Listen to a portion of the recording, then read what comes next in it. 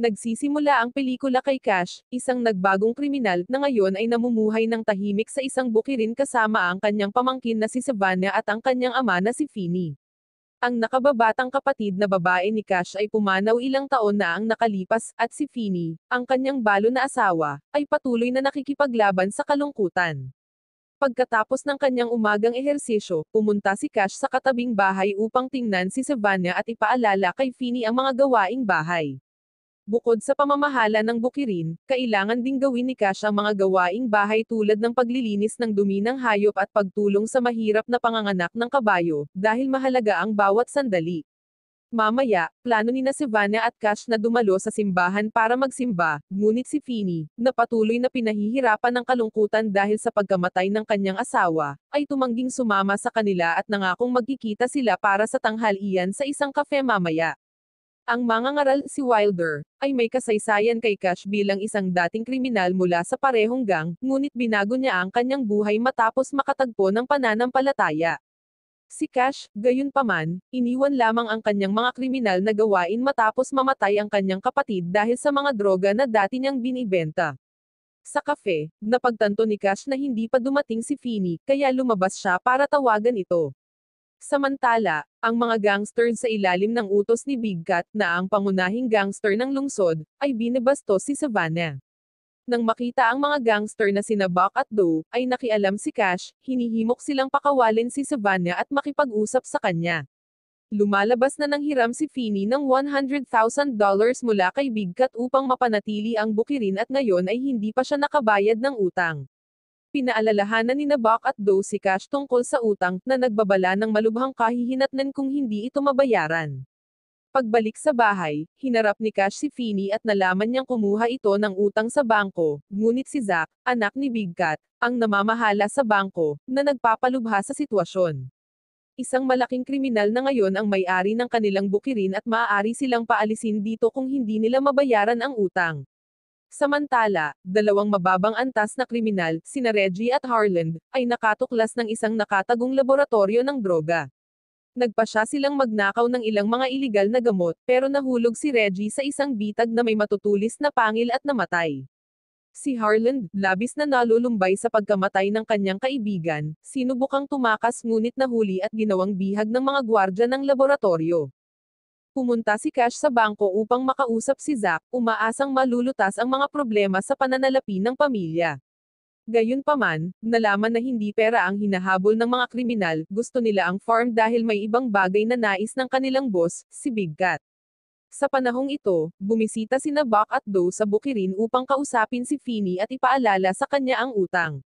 May ilang mga tulisan na malupit na binugbog si Finney at hinihila siya palabas. Sinubukan ni Savannah na ipagtanggol ang sarili at nasugatan niya ang mukha ni Doe pero sa huli ay nahuli pa rin siya. Nagpaputok si Buck ng warning shot malapit sa tainga ni Finney, binibigyan siya ng huling pagkakataon na bayaran ang utang o mawala ang bukirin. Pagkatapos malaman ang sitwasyon, pumunta si Cash sa istasyon ng pulisya para humingi ng tulong. Gayunpaman, ang sheriff at ang kanyang deputy, si Duque, ay walang magawa dahil kailangan nila ng konkretong ebidensya upang maaresto si Big Cat. Mamaya, nakipagkita si Cash kay Big Cat at natuklasan na hindi pala siya interesado sa pera o sa kanyang bukirin. Ang gangster ay nag-alok na mawawala ang kanilang utang, ngunit tanging kung tatapusin ni Cash ang tatlong gawain para sa kanya. Tinanggap ang kanyang mga kondisyon, umuwi si Cash at hinikayat si Finney na tumigil sa pag-inom, isipin ang kanyang anak na babae, at simulan ang pamumuhay ng maayos para sa kanya. Samantala, tinatanong ni Big Cat ang nahuling si Harland upang malaman kung sino ang kanyang boss. Humihingi ng awa si Harland at iginiit na siya ay isang nag-iisang kriminal na nagpasya na pagnakawan ang mga nagbebenta ng droga. Naniniwala siya sa kanya, pinakawalan niya ito ngunit pinutol muna niya ang isa sa mga daliri ni Harland.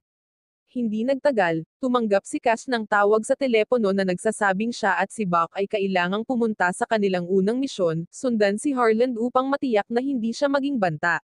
Nang lapitan ni Cash ang bahay ni Harland, napagtanto niya na may gang na naghahanda para sa isang armadong pag-atake sa bahay ni Big Cat bilang ganti sa pagkamatay ni Reggie. Matapos maghintay ng backup, sina Cash, Buck, at ilang iba pang mga gangster ay sumugod sa lugar. Sa sumunod na palitan ng putok, isa lamang sa mga salarin ang nakaligtas, ngunit nagawa ni Cash na bugbugin siya malapit sa likurang pinto, na nagwakas sa buhay ng tulisan dahil wala ng bala ang baril ni Cash. Kinabukasan, naglaan ng oras si Cash kasama ang kanyang pamilya, tinuturuan si Feeny kung paano manghuli at ipinapakita sa kanyang pamangkin kung paano katayin ang kanilang nahuling hayop.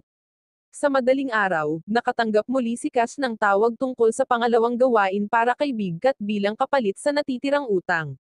Si Cash at dalawang iba pang matitigas na lalaki ay pupunta sa isang drug deal kung saan pinaghihinalaan ni Big Cat na isa sa kanila ay isang traidor na lumipat sa ibang grupo. Kailangan malaman ni Cash kung sino ang traidor. Pagdating sa lugar ng pagkikita, pinatay ng isa sa mga kasama ni Cash ang isa pa, akala niya ito ang nagtatrabaho sa ibang grupo. Inaasahan nila ang mga mamimili na may pera na darating anumang sandali.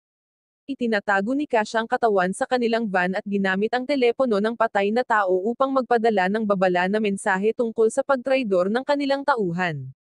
Gayunpaman, ang mamimili na dumating ay nakaramdam na may mali na nagresulta sa isang putukan. Pinatay ni Cash ang dalawa sa mga agresibong mamimili at nasugatan ang isa, pagkatapos ay iminungkahi niyang tapusin ang kasunduan, na iniligtas ang buhay ng lalaki.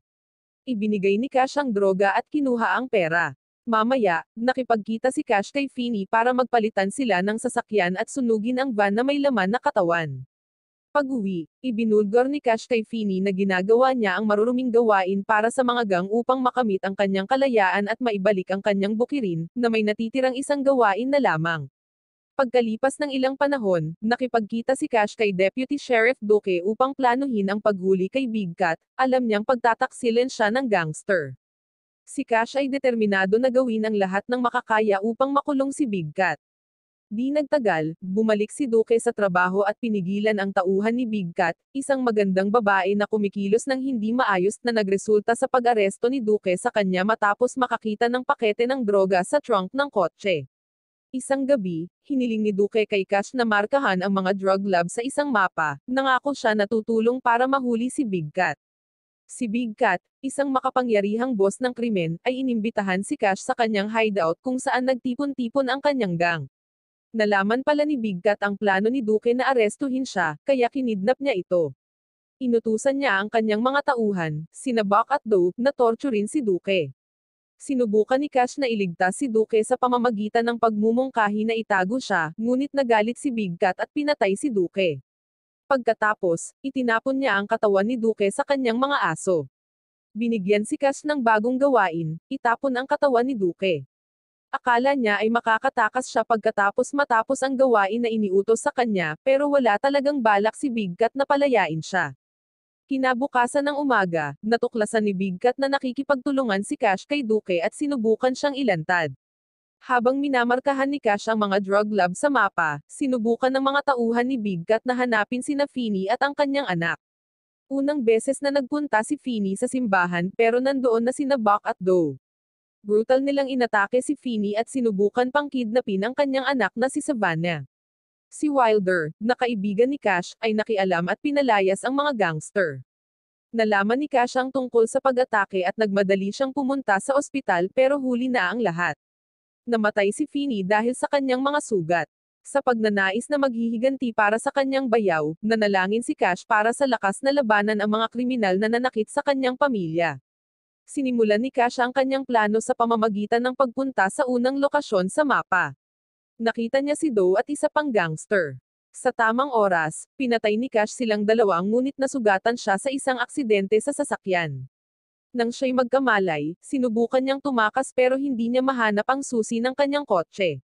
Ang labas-bahay na si Buck ay nagtago sa gubat upang makaiwas sa pagkakahuli. Kilalang-kilala siya sa kanyang malupit na pamamaraan, kamakailan lang ay pinatay niya ang dalawang kriminal. Si Buck at ang kanyang gang ay tina-target ang isang pastor na si Wilder at ang kanyang anak na si Savannah. Pinahirapan nila ng husto si Wilder at kinidnap si Savannah. Nagkaisa sina Wilder at Cash para iligtas si Savannah at maghihiganti. Una nilang kinidnap si Zack, anak ni Big Cat, at inalok na ipagpalit siya kay Savannah. Tumawag si Cash kay Big Cat, isang mapanganib na kriminal, upang ayusin ang exchange gift. Habang papalapit siya sa hideout ni Big Cat, nakikipaglaban siya sa ilang mga gwardya. Samantala, dumating si Wilder sa bahay ni Big Cat na itinali si Zack sa harap ng kanyang sasakyan. Nakatakas si Savannah sa kanyang mga kidnapper at pinaputukan ang isang gwardya. Ang mga gangster ay nagiging mas agresibo, inaatake si Wilder at sinusubukang patayin siya. Pumasok si Cash sa bahay at nakipaglaban kay Buck pero malubha siyang nasugatan. Nakatakas si Zack sa pagkakatali sa sasakyan, ngunit pinatay siya ng mga aso ng kanyang ina. Pinatay ni Wilder ang huling natitirang gangster pero siya rin ay nasugatan. Bumalik si Big Cat sa kanyang hideout upang maghihiganti. Inaatake niya si Cash pero pinigilan siya ng pamangkin nitong si Savannah at pinatay si Big Cat. Ilang buwan ang lumipas, si Wilder na gumaling na ay bumalik sa kanyang ministeryo sa simbahan, habang si Cash, na gumaling na rin mula sa kanyang mga sugat, ay nagagalak sa pagsasaka at pag-aalaga sa kanyang mahal na pamangkin. Wow naman! Doon nagtatapos ang pelikula mga idolo, salamat sa inyong panonood.